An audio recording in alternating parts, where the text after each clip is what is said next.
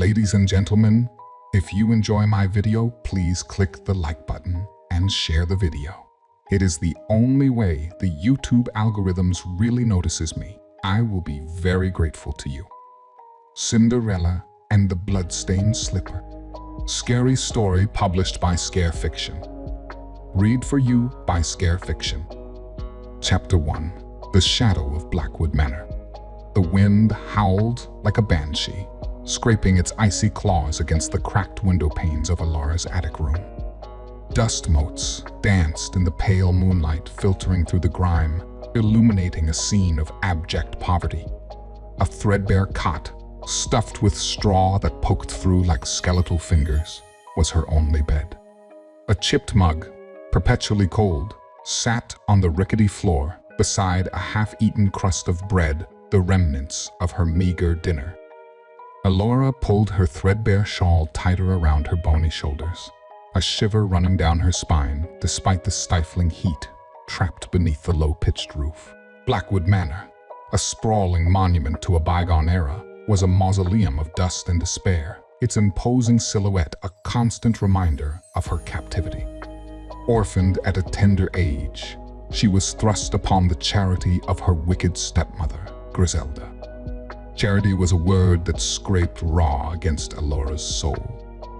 Here, she was a servant, a drudge, treated worse than the scullery maid. Her days were an endless cycle of drudgery, from scrubbing floors on hands and knees to tending to Griselda's every whim.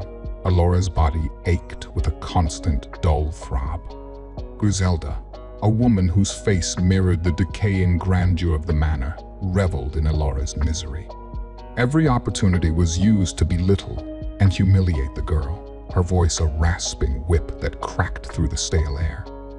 Tonight, however, a strange tension hung heavy in the atmosphere. The air crackled with a nervous energy that set Alara's teeth on edge. As she scurried past the drawing room door, a sliver of conversation drifted out. Griselda's voice laced with a barely contained excitement that sent a shiver down Alara's spine. Invitation, Prince Corvus, grand ball. Alora's heart hammered against her ribs. A ball at Blackwood Manor? The whispers began, swirling through the servants' quarters like smoke. Prince Corvus, the enigmatic heir to a neighboring estate, rarely graced the local social scene. What brought him here? And why did it feel like a storm brewing on the horizon? A storm that threatened to engulf her in its wake. Glancing at the sliver of moon peeking through the grime-coated window, Alora allowed herself a moment of fantasy. What if, just maybe, this ball could be her escape hatch, a chance, however fleeting, to step out of the suffocating shadows of Blackwood Manor? But logic, a cold and unwelcome guest, quickly squashed the fleeting hope. A scullery maid at a grand ball? The absurdity of it sent a bitter laugh escaping her lips. Laughter that died quickly, swallowed by the oppressive silence of her attic prison. As the wind howled its mournful song outside, Alora curled deeper into her meager cot, the cold reality of her situation settling around her like a shroud. Yet, a spark of defiance flickered within her. She would not succumb to despair. Tonight, she would listen, glean any scrap of information about this ball. Tomorrow, she would plan, for even in the bleakest shadows, a single flickering candle can cast a ray of hope. Chapter 2. A Whispering Hope. Dawn painted the sky a bruised purple as Alora, bone-tired but oddly resolute, finished her chores. The whispers of a ball swirled around the manor, a tangible tension crackling in the air. Griselda's cackle, laced with an uncharacteristic nervousness, fueled Alara's curiosity. Determined to learn more, Alora lingered after finishing her duties in the East Wing. Dust motes swirled in the dim light filtering through the grimy windows, highlighting the neglect that clung to the once grand rooms. As she neared a tapestry depicting a scene of a hunt, a barely perceptible gust of wind ruffled the edges. Alora, on a hunch, reached out and traced the edge of the stag embroidered in the center. The air crackled with a low electrical hum, and a section of the tapestry peeled back to reveal a narrow passage shrouded in darkness. Fear warred with a desperate hunger for knowledge within Alara. Taking a deep breath, she grabbed a discarded candle from a nearby mantelpiece and ignited it with a flint and tinder from her meager pocket supplies. Stepping through the hidden passage, Alara found herself in a small, dusty room. Cobwebs draped the corners, and the air hung thick with the scent of decay. A lone, ornate writing desk stood in the center, its surface littered with yellowed parchment. As Alara cautiously approached, a faint, shimmering light emanated from behind the desk. Her heart hammered against her ribs as a figure coalesced from the light. A woman, her beauty ethereal, her eyes filled with a profound sadness. The woman wore a flowing white gown that seemed to shimmer in the dim light, and an invisible crown adorned her head. "Who are you?" Alara whispered, her voice trembling slightly. "I am bound to this place," the woman responded, her voice a soft whisper that carried a strange resonance. "They call me the White Lady. This was once my room, Alara." Alara's breath hitched. The White Lady, a figure of local folklore, rumored to haunt Blackwood Manor. But she was real, and she knew her name. The White Lady continued, her voice filled with a deep sorrow. "I was mistress of this manor once, Alara, but greed and darkness claimed my life. I am trapped here, bound by a malevolent force." Tears welled up in Alara's eyes. The White Lady's pain resonated with her own sense of entrapment. "Can't you leave?" she asked, her voice soft. "Not without breaking the hold of the darkness," the White Lady said, her eyes filled with a faint glimmer of hope. "There's a power in this manor, Alara, a power hidden away. If you can find it, you can break the chains that bind both of us." Alara felt a surge of confusion. "Power? What power?" Before she could ask, the White Lady's form began to shimmer and fade. "Seek the room of forgotten magic," the White Lady whispered, her voice a fading echo. "It holds the key, but be warned, Alara. Darkness whispers promises as well. Choose wisely." With a final flicker, the White Lady disappeared, leaving Alara alone in the dusty room. The weight of the revelation settled upon her shoulders. A power within Blackwood Manor? A glimmer of hope, almost too faint to grasp, flickered within her. Could this be her escape? The key to breaking free from the oppressive shadows of the manor? Alara clutched the flickering candle, its warmth a frail comfort against the encroaching darkness. The room of forgotten magic. A cryptic message, but a message nonetheless. As she stepped back into the passage, a newfound determination coursed through her. The whispers may speak of a ball, but Alara had a different purpose now. A hunt for a power that could rewrite her destiny, and perhaps free a soul trapped in sorrow. Chapter 3. The Invitation. The hidden passage yielded Alara back into the bleak reality of the East Wing. Her heart pounded with a wild mix of fear and excitement. A forgotten magic chamber. A cryptic clue, yet a path forward nonetheless. But duty, in the form of Griselda's screech, ripped her from her musings. "Alara, you lazy chit. Where have you been?" Alara found Griselda pacing like a caged beast in the scullery. Beside her stood her two daughters, Morwen and Alara, unimaginatively named after their deceased mother, their faces mirroring their mother's spiteful glee. "I was cleaning the East Wing as you instructed, madam," Alara replied, keeping her voice even. Griselda thrust a rolled parchment at her. "Then explain this." Alara unfurled the parchment, her eyes widening in surprise. It was an invitation, addressed to Griselda Blackwood from none other than Prince Corvus. A grand ball to be held at Blackwood Manor itself. A gasp escaped Morwen's lips. A ball? Here? Griselda cackled, a sound that sent shivers down Alara's spine. Indeed, Prince Corvus himself has graced us with his presence. Her eyes gleamed with a predatory glint. This changes everything, Alara. Alara's stomach churned. A ball meant guests, meant work. Days of endless cleaning, polishing, and preparing for the grand event. Griselda's next words confirmed her fears. You'll work double, scrubbing floors and tending to every whim of our esteemed guests. And you will not, under any circumstances, leave this kitchen. Alara's hands clenched into fists. A ball at Blackwood Manor. A chance, however slim, to escape the drudgery of her life. But Griselda's icy command shattered any hope of attending. She wouldn't allow it. Defiance flickered in Alara's eyes. She wouldn't be a prisoner in her own home anymore. Tonight, while Griselda and her daughters fawned over guests, Alara would find a way out, a way to slip into the ball unnoticed. Later that day, amidst the chaos of pre-ball preparations, Alara seized her opportunity.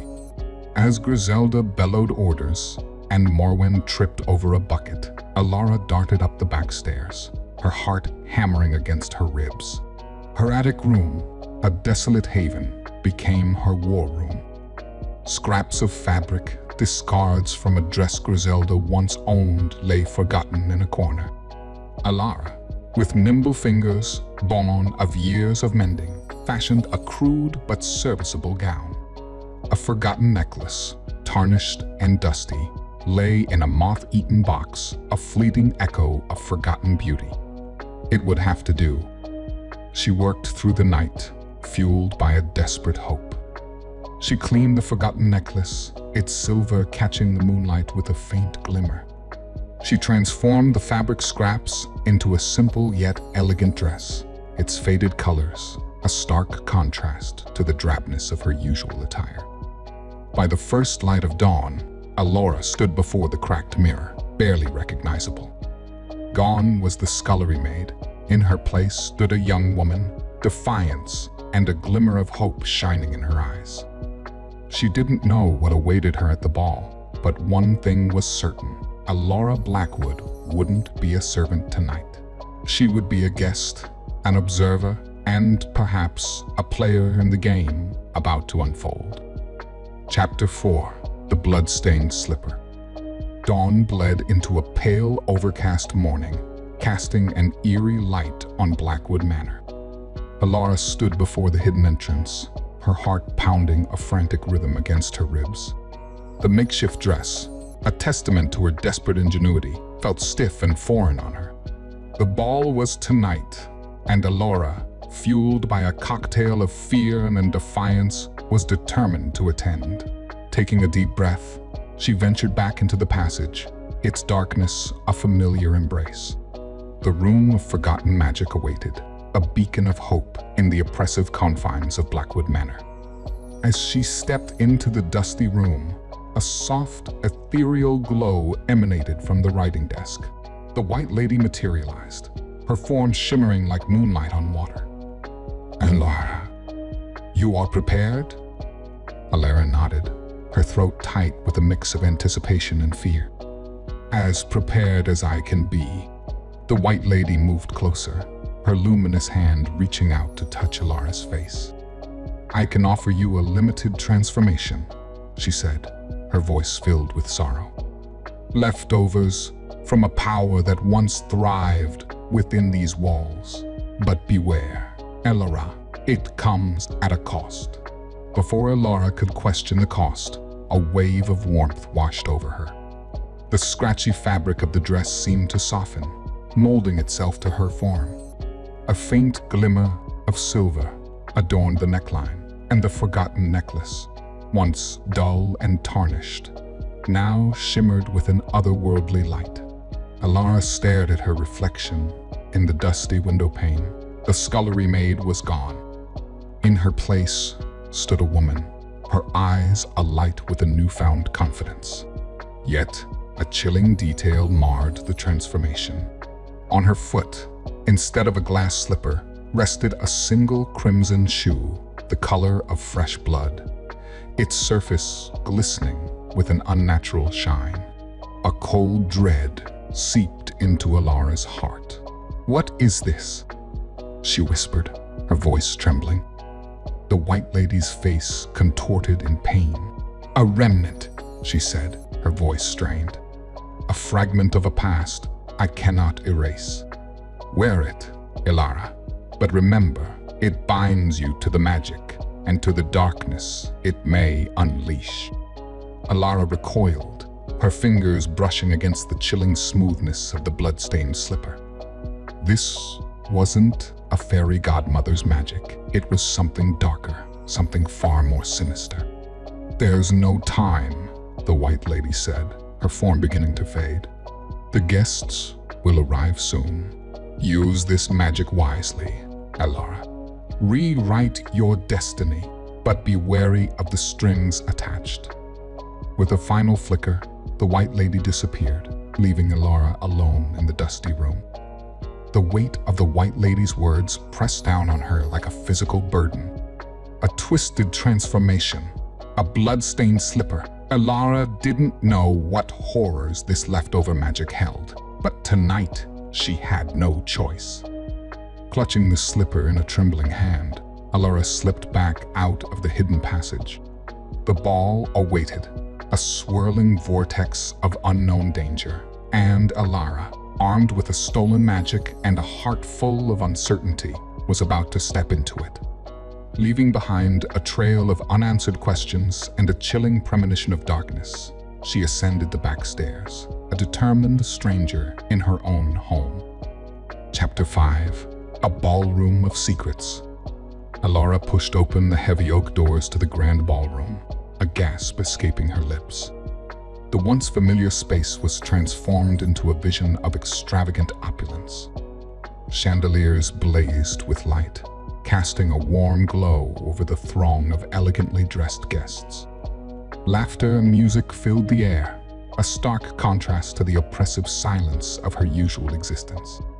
Taking a deep breath, Alara entered the ballroom, the blood-stained slipper clicking softly against the polished marble floor. Heads turned, whispers rippled through the crowd. She was an unexpected presence, a mystery, in a simple yet elegant gown, her head held high despite the churning unease in her stomach. Among the gazes that met hers, one held a predatory glint. Prince Corvus, a man with an air of brooding intensity, stood near the grand fireplace, his dark eyes locked on Alara. A sardonic smile played on his lips, and Alara couldn't shake the feeling of being scrutinized. From the corner of her eye, she spotted Griselda and her daughters, their faces twisted in a mixture of anger and disbelief. Griselda, clad in a gaudy gown that seemed to mock her girth, waddled towards Alara, her face contorted in fury. "Alara, you insolent chit! How dare you?"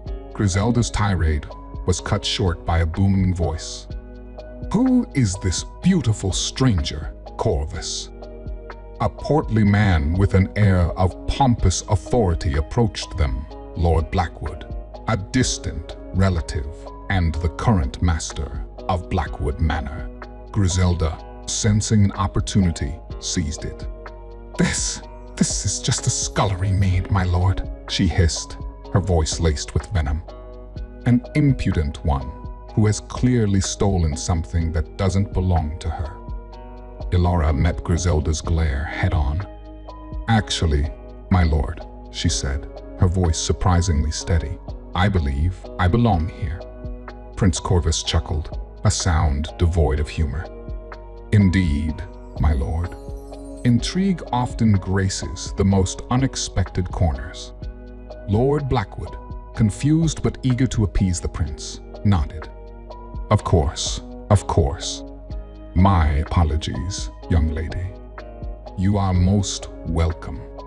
Griselda's face turned the color of a ripe plum as Corvus extended his hand towards Alara. "May I have this dance?" he asked, his voice a low rumble. Alara hesitated. There was something unsettling about the prince, a darkness lurking beneath his charming fade.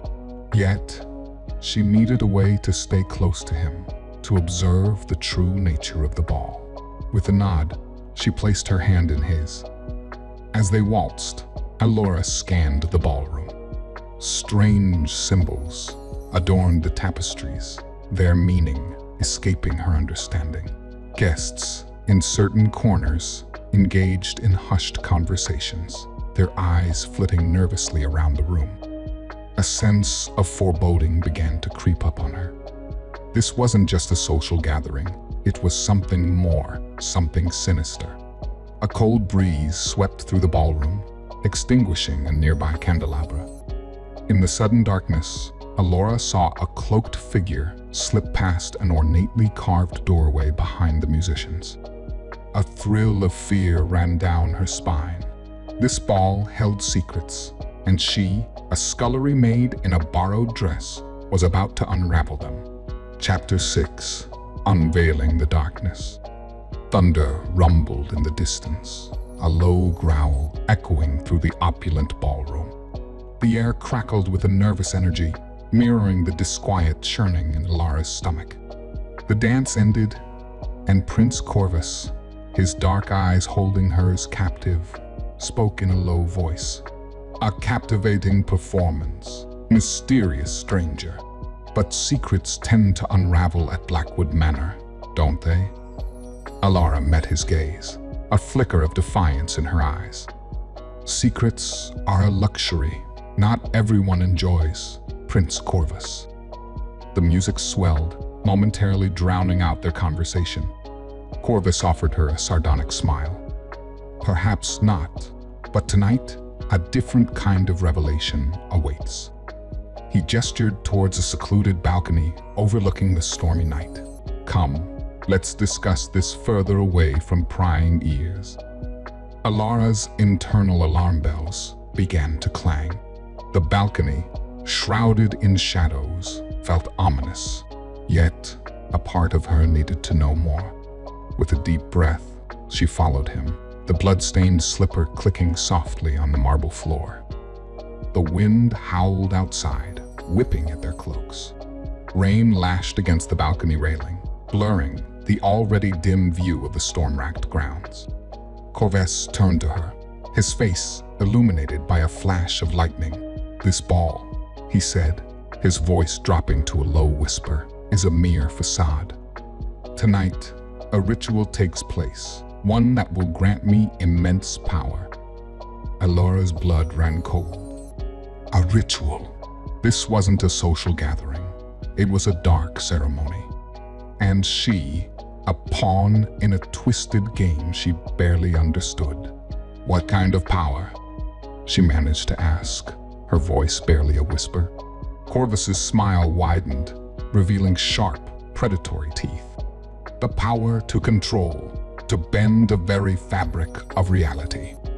He took a step closer, his hand reaching out to brush a stray strand of hair from her face. "And you, my intriguing guest, can play a crucial role." A scream ripped from Alara's throat, a primal cry of fear and defiance. But before she could react further, a flash of white light engulfed her vision. Flashback. The scene shifted, the ballroom replaced by a lavish chamber bathed in moonlight. A young woman, her beauty ethereal, danced with a handsome man, their faces alight with joy. This was the White Lady, Alara realized with a jolt. Suddenly, the man's face contorted in malice. He grabbed the White Lady, holding aloft a crimson dagger glistening under the moon's glow. A guttural chant filled the air, a dark magic swirling around them. Present, the vision faded as abruptly as it appeared.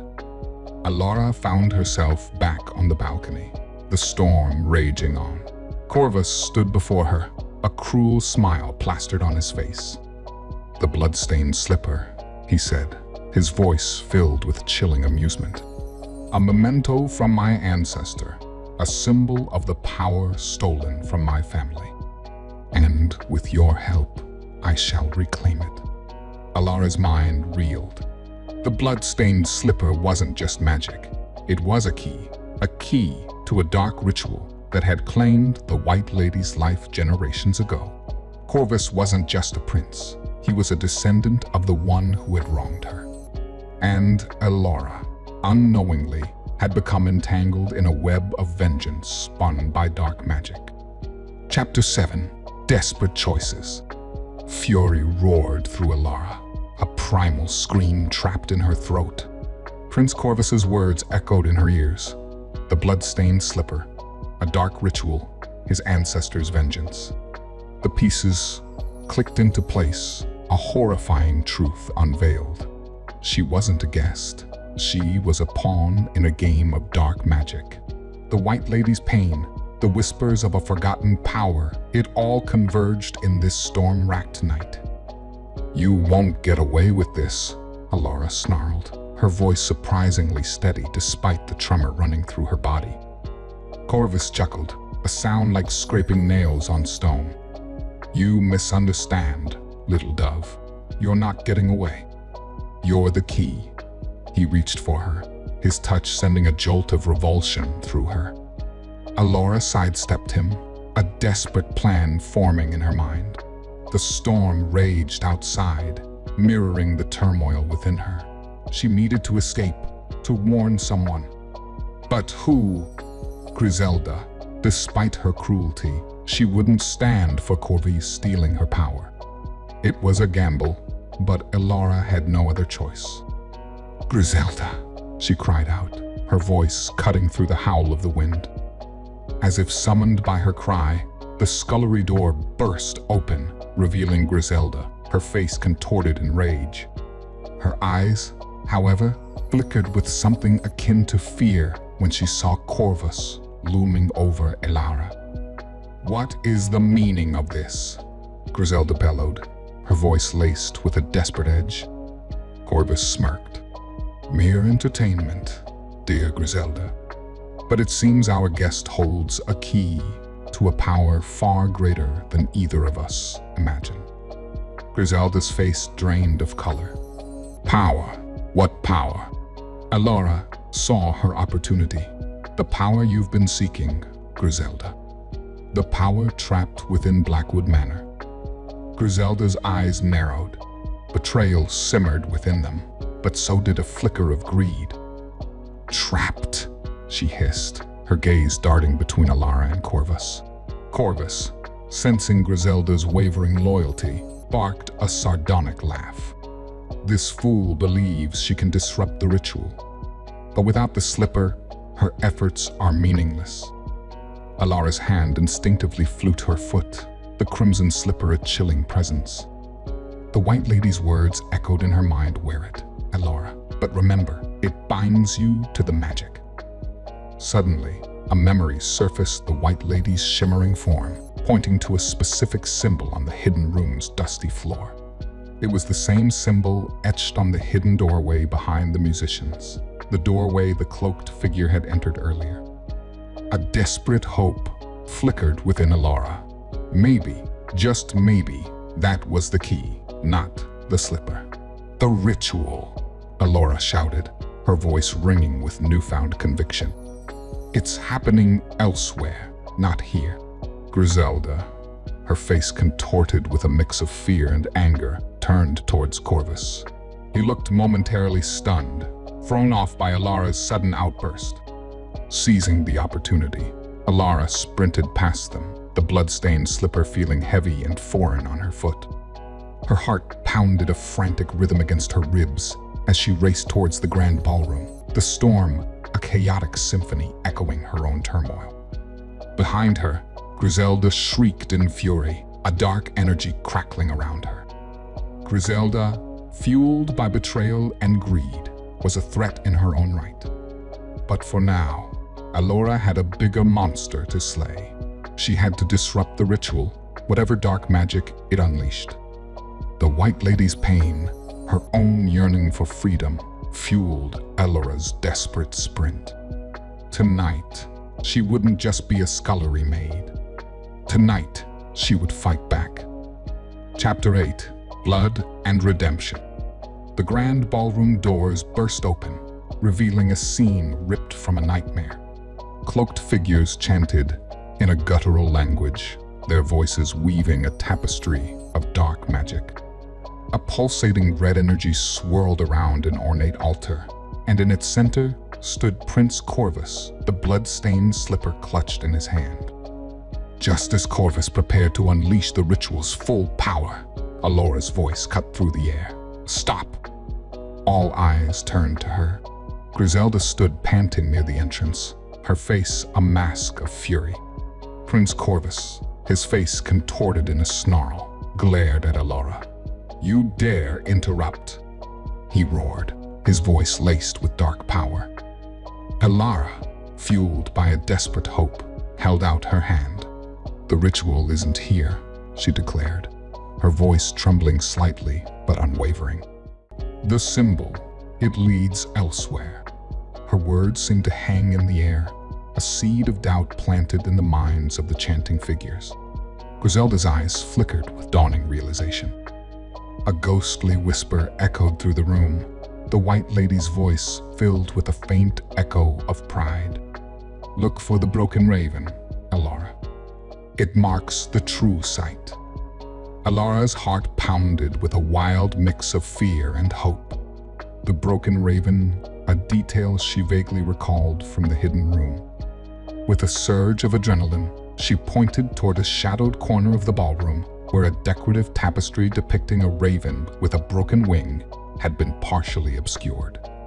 As if in response, a section of the wall shimmered and dissolved, revealing a hidden passage bathed in an eerie red glow.